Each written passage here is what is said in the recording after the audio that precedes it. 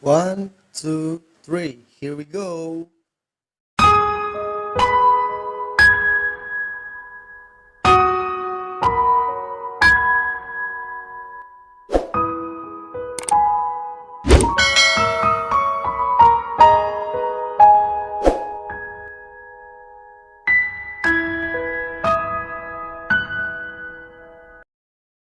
Assalamualaikum warahmatullahi wabarakatuh. Selamat pagi, salam sejahtera untuk kita semua, salam sehat. Baik, siswa dan siswi Bapak, di pagi hari ini kita ketemu kembali. Semoga dimanapun berada, siswa dan siswi kami dalam keadaan sehat walafiat dan selalu semangat untuk mengikuti pembelajaran daring dari rumah. Baik, yang untuk kelas 7, anak-anak Bapak, adapun materi kita di pertemuan ini yaitu adalah perkembangan tubuh remaja. Silakan kalian saksikan penjelasan materi berikut ini. Selamat menyaksikan.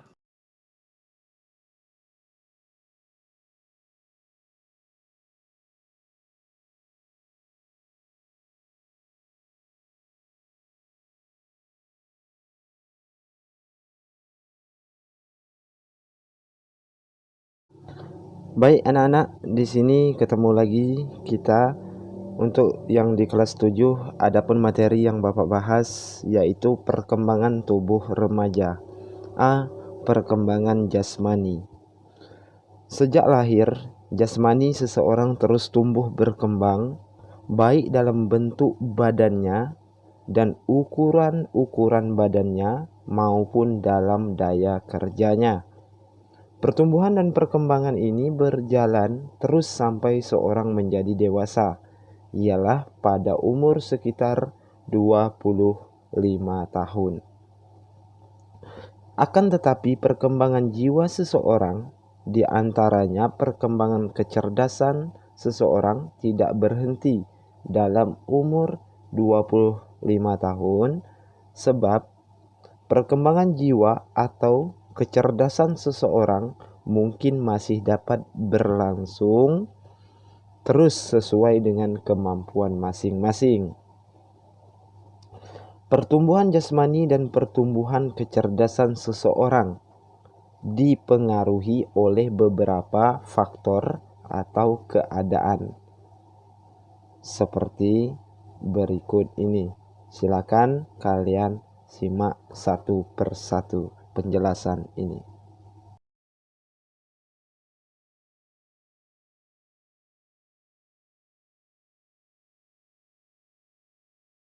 Itu faktor keturunan. Artinya, bila orang tuanya besar-besar, ya, tubuhnya, kemungkinan sekali anaknya juga menjadi atau memiliki tubuh yang besar-besar. Kalau orang tuanya tinggi, anaknya juga tinggi.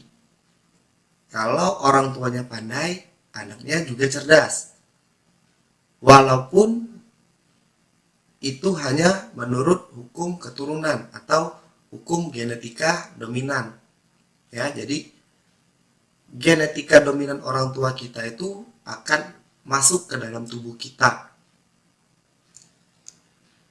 Tetapi tidak selalu seperti itu keadaannya. Ada juga yang bersifat kebalikannya. Contohnya, bila ada orang tua yang bertubuh besar, mungkin anaknya bertubuh kecil. Dan kalau orang tuanya itu memiliki tinggi badan yang tinggi, anaknya malah tidak tinggi. Tapi itu bukan berarti kalian itu bukan anak orang tua kalian, bukan. Nak. Di situ ada hukum genetika resesif atau gen yang terkecil dari orang tua kalian yang masuk ke tubuh kalian. Jadi bila orang tua kalian itu memiliki skin atau kulit yang cukup cerah, Sedangkan kalian berwarna gelap, itu bukan berarti kalian bukan anak mereka, bukan. Tetapi itu adalah gen resesif atau gen yang terkecil dari orang tua kalian yang dimiliki dan turun ke kalian. Jadi tidak ada istilah kalian itu anak pungut atau anak ambilan, itu tidak ada. Yang kedua itu faktor pembawaan. Artinya perkembangan seseorang sudah ditentukan oleh keadaan selama di dalam kandungan. Nah, jadi pertumbuhan manusia itu bukan hanya sewaktu mereka sudah lahir, tetapi sewaktu perencanaan di dalam tubuh ibu kita atau di dalam kandungan ibu kita sudah direncanakan. Perkembangan kita itu sudah dipikirkan oleh orang tua kita. Misalnya ada anak-anak yang lahir dengan kelainan-kelainan pada bagian tubuhnya, seperti yang membusung atau membesar di bagian kepala atau sering dikenal dengan penyakit hidrosefalus, bibir sumbing, langit-langit yang terbelah, ya, langit-langit mulut yang terbelah, perkembangan jaringan otak yang tidak sempurna, dan macam-macam cacat jasmani yang lainnya. Itu sepertinya kalau yang disebutkan barusan itu merupakan kelainan-kelainan genetika, ya, atau kalau bahasa kedokterannya itu ada sel-sel yang tidak berkembang sesuai dengan kondisi normalnya.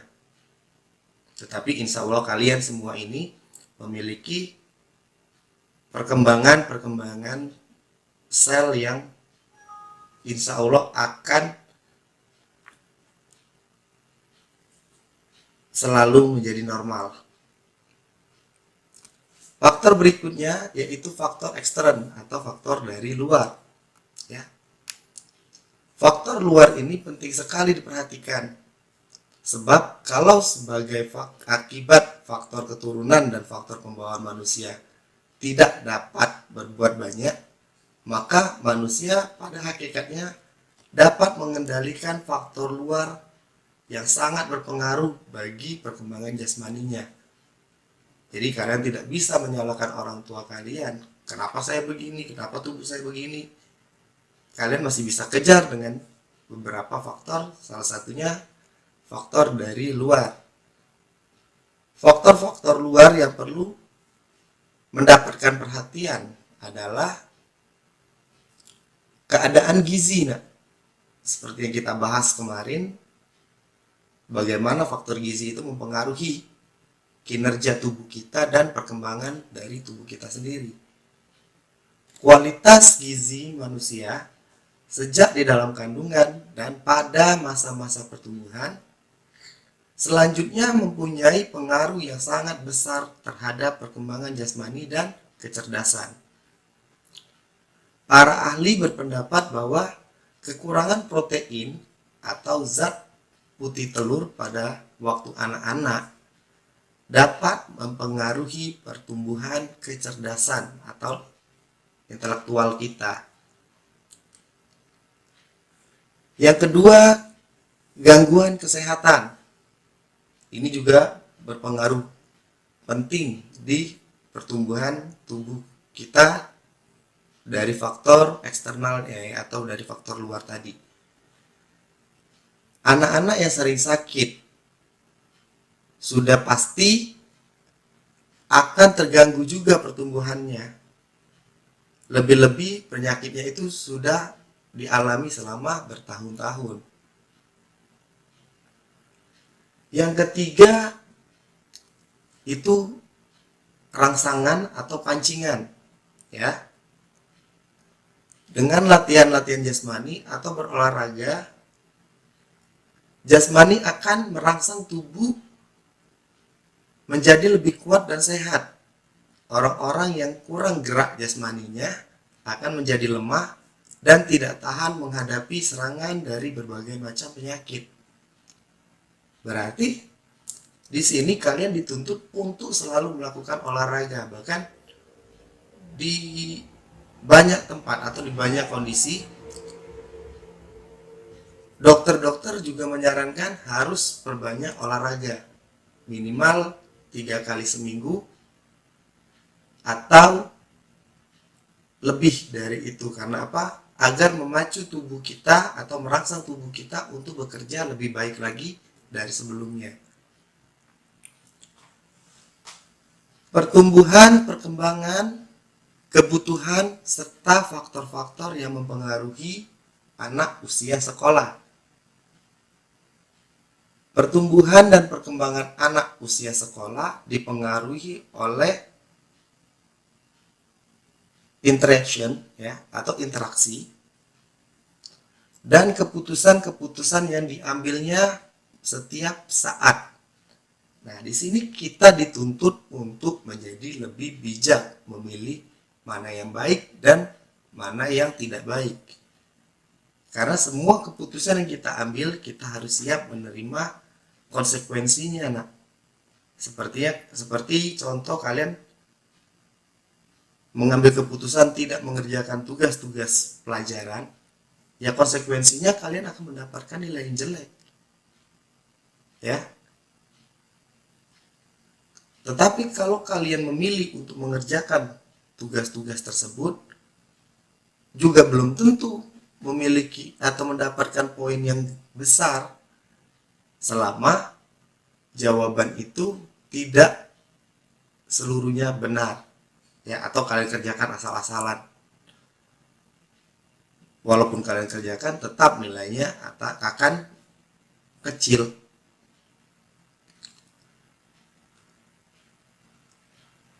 Ada beberapa tahap atau stadium tertentu di dalam proses pertumbuhan dan perkembangan ini, tetapi setiap orang tumbuh dan berkembang dipengaruhi oleh faktor-faktor keturunan, lingkungan, dan pengalaman-pengalaman pribadi. Berikut ini akan diuraikan beberapa sifat-sifat dari pertumbuhan dan perkembangan anak usia sekolah dengan menunjukkan kebutuhan kesehatan siswa sehingga dapat dibuat bimbingan, pendidikan, dan pelajaran-pelajaran yang akan diberikan pada anak usia tertentu. Dimulai dari umur 6 hingga 14 tahun. Berarti ini masih di dalam usia kalian. Yang pertama, perkembangan jasmaninya. Perkembangan jasmani relatif lebih lambat ya. Tubuh kalian itu relatif lebih lambat tumbuhnya dibandingkan dengan perkembangan kalian sewaktu kalian berada di umur di bawah 6 tahun. Sebelum masuk umur 6 tahun, pertumbuhan tubuh kalian itu menjadi sangat cepat. Adanya pertumbuhan bola mata sehingga ada kemungkinan terjadinya gangguan penglihatan di masa-masa ini. Ya, ini bisa disebabkan oleh kalian misal membaca buku terlalu dekat atau di posisi tidur yang tidak sesuai jaraknya dengan ketentuan dari segi kesehatan, atau kalian menonton TV terlalu dekat, memainkan alat elektronik terlalu sering, yang terutama kalian terlalu sering menggunakan gadget, bermain game, itu biasanya jarak dari monitor atau layar ke mata kita itu sangat dekat sekali sehingga mengganggu atau merusak pertumbuhan dari lensa mata ataupun kornea kita, yang menyebabkan banyak dari anak-anak seumuran kisaran 6 sampai 14 tahun ini mengalami banyak gangguan penglihatan seperti buram, rabun dekat, dikarenakan ketidakpedulian atau ketidaktahuan terhadap cara-cara menjaga kesehatan mata tersebut. Yang berikutnya, kerangka tulang belakang ya, kerangka tulang belakang itu berada di bagian punggung kalian yang lurus tegak ke arah leher, serta ligamen masih lemah. Ligamen itu bantalan tulangnya, sehingga perlu dijaga sikap duduk dan berdiri yang benar. Sikap duduk dan berdiri yang benar itu akan sangat mempengaruhi tumbuh kembang tubuh kita. Bila kita biasa duduknya secara membungkuk atau bengkok, bisa dipastikan kalian akan tubuh sewaktu besar itu akan menjadi sedikit bungkuk. Nah, karena apa? Karena posisi tulang kalian itu tidak lagi lurus. Ya. Tidak lagi lurus, sehingga membuat tubuh kita menjadi condong ke depan atau membungkuk. Yang berikutnya masa pubertas ya atau puber yang terjadi pada akhir masa di umur sekitar 13 sampai 14 tahun ini ditandai dengan adanya pertumbuhan badan yang sangat cepat. Nah, berarti kalian di umur 13-14 tahun itu akan mengalami lagi pertumbuhan tubuh yang lebih cepat. Nah, atau bisa dibilang kalau kalian baru masuk SMP, merasa baju kalian yang kalian buat itu sudah pas di tubuh kalian, belum tentu akan bertahan lama hingga kalian tamat sekolah, belum tentu.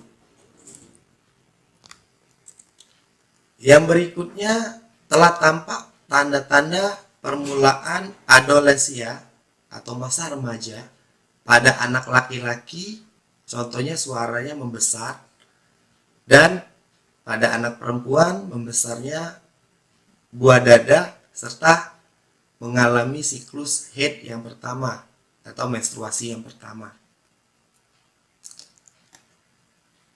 Perkembangan jasmani sangat dipengaruhi oleh lingkungan, mental, dan sosial. Nah, ini berarti kalian itu sangat dipengaruhi oleh mental kita, lingkungan di sekitar kita, baik itu jadi lingkungan keluarga, baik itu di lingkungan sekolah, itu sangat mempengaruhi.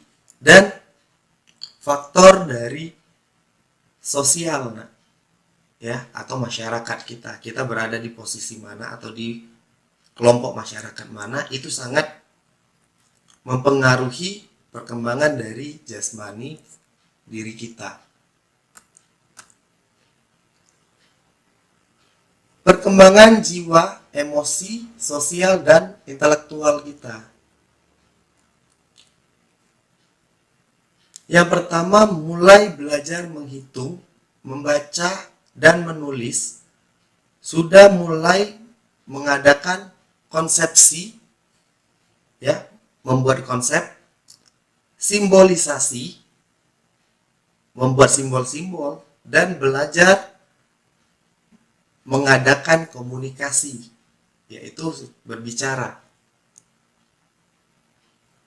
Dimulai satu perkembangan kepribadian sosial dan mulai menyadari konsep hidup, ya, konsies, moralitas, dan norma kehidupan itu sangat kalian perhatikan. Kalau melakukan seperti ini, dampaknya seperti apa di masyarakat? Kalau melakukan ini, bagaimana? Bagaimana anak-anak Bapak yang di kelas 7?